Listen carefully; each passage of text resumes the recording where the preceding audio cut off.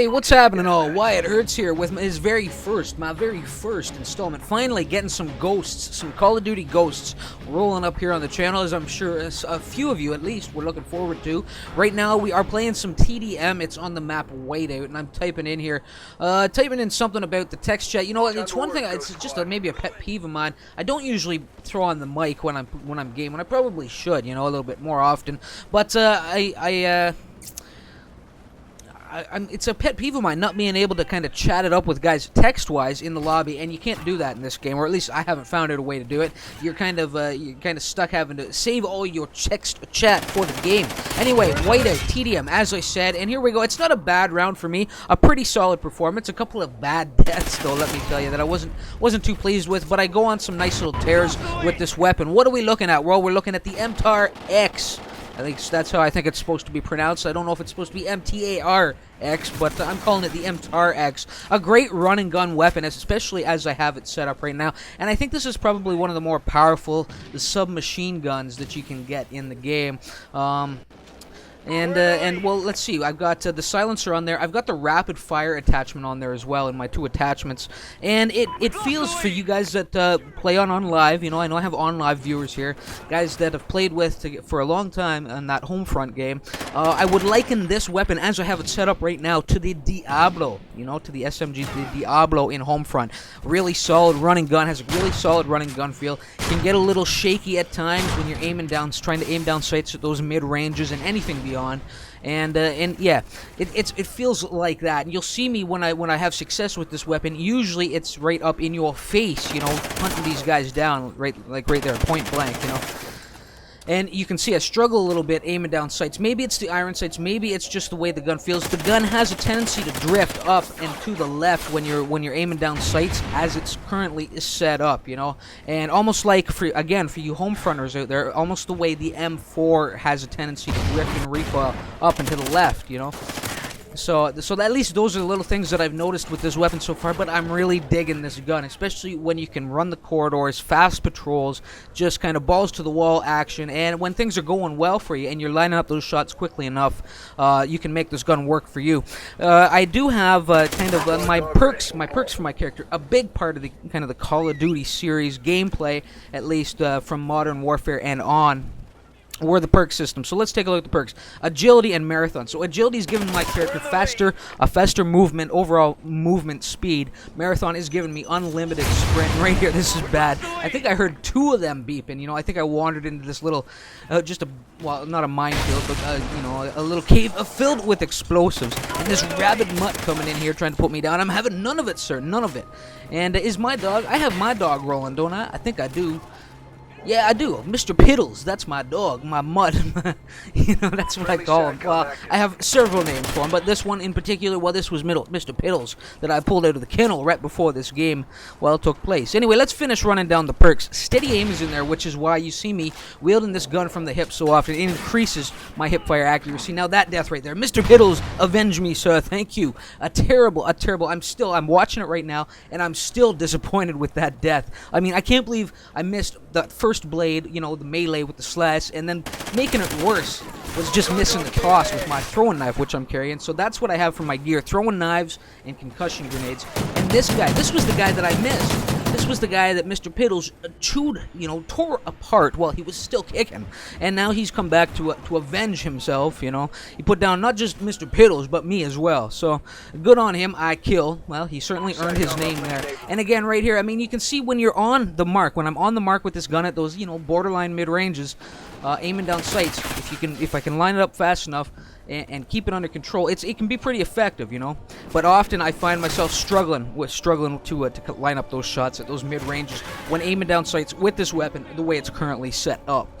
The last thing I have, the last perk that I have set up in this loadout, dead silence. So you can hear as I'm running through the map my footsteps making very little noise, almost indistinguishable. You probably won't be able to even hear them, you know, because I do crank down the sound a little bit when I finally, you know, render it the video, right?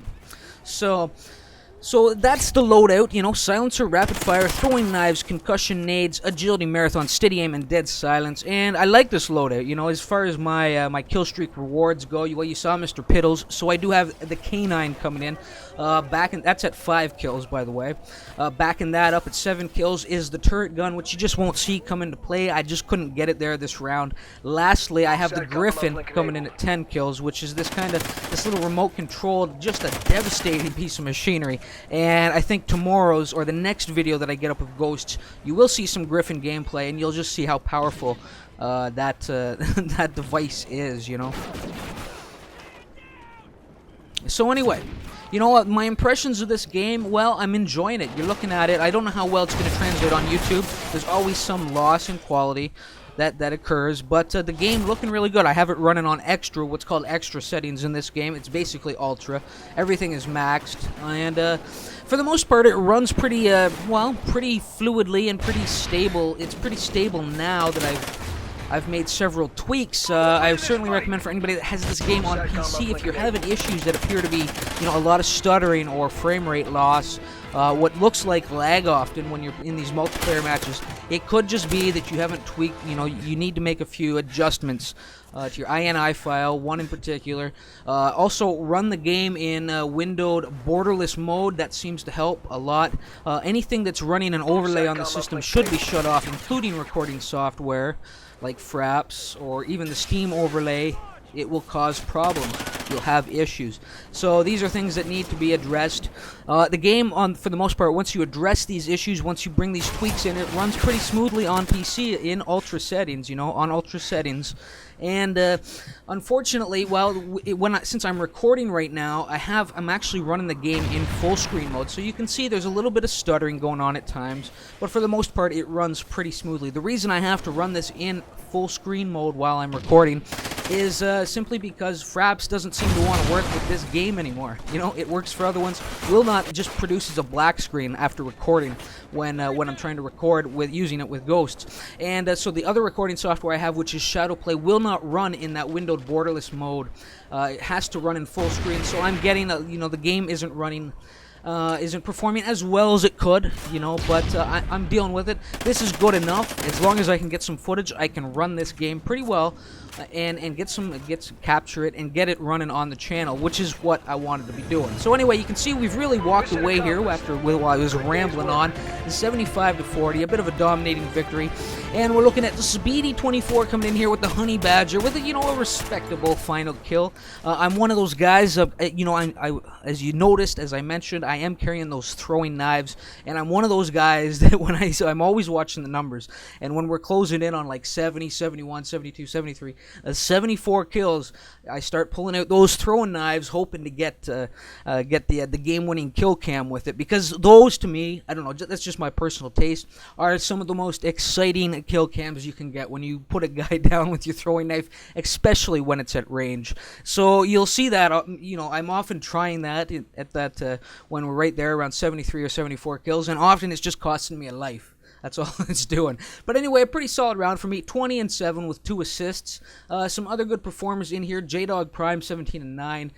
Some dots there with a 13-6. Cool Jedi, 11-3, 2 assists. That's a really great KDR for him.